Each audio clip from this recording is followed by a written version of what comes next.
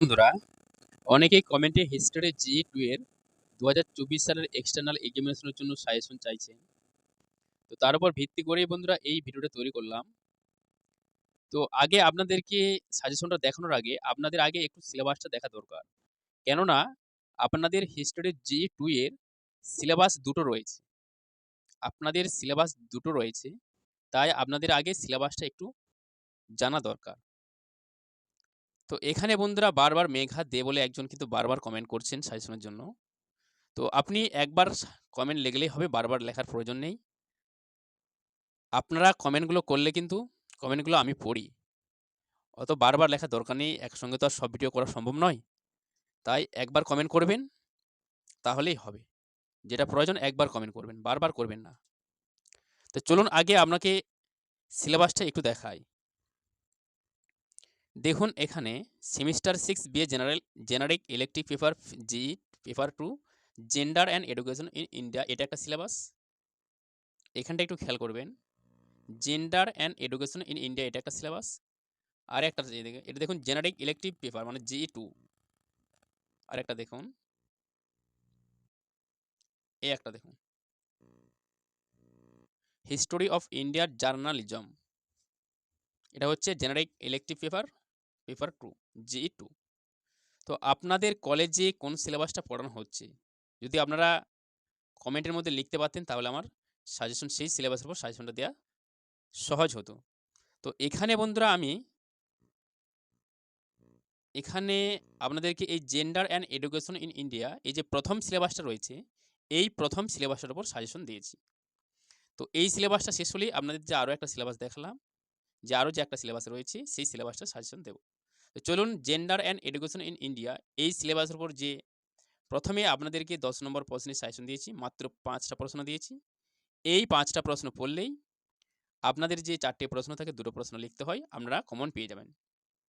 তার পরবর্তী ভিডিওর মাধ্যমে আপনাদের যে 5 নম্বরের প্রশ্নগুলো লিখতে হয়, সেই 5 নম্বর প্রশ্নের সাজেশন দেব। তো এখানে বন্ধুরা আপনাদের কাছে একটা রিকোয়েস্ট করব, যারা চ্যানেলে নতুন দর্শক আছে আপনারা চ্যানেলটিকে সাবস্ক্রাইব করবেন এবং ভিডিওটিতে একটি লাইক দেবেন। আর যদি আপনাদের বন্ধুরাও এই হিস্টোরি জি2 এই সাবজেক্টটা নিয়ে থাকে, তাদেরকেও এই 2024 সালের এক্সটার্নাল এক্সামিনেশনের অর্থাৎ ফাইনাল পরীক্ষার সাজেশনটা শেয়ার করেও তাদেরকেও একটা উপকৃত করার চেষ্টা করুন। তো দেখুন যে প্রথম প্রশ্নটা রেখেছি, ভারতের নারী শিক্ষা ব্যাপারে ঈশ্বরচন্দ্র বিদ্যাসাগরের অবদান আলোচনা করো। ভারতের নারী শিক্ষা ব্যাপারে ঈশ্বরচন্দ্র বিদ্যাসাগরের অবদান আলোচনা করো।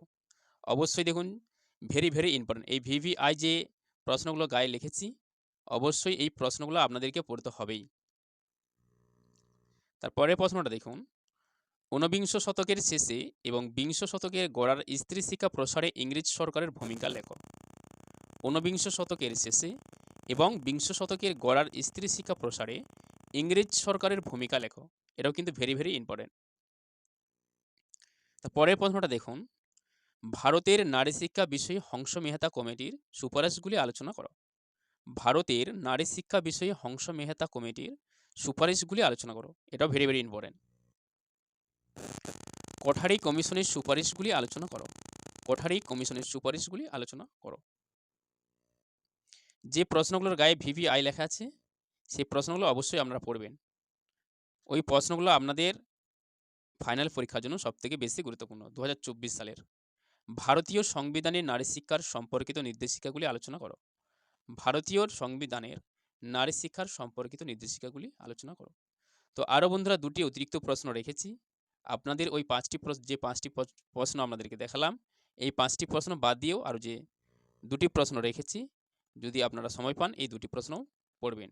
মধ্যযুগের সুলতানা রাজিয়ার কৃতিত্ব বিষয়ে আলোচনা করো। মধ্যযুগের সুলতানা রাজিয়ার কৃতিত্ব বিষয়ে আলোচনা করো।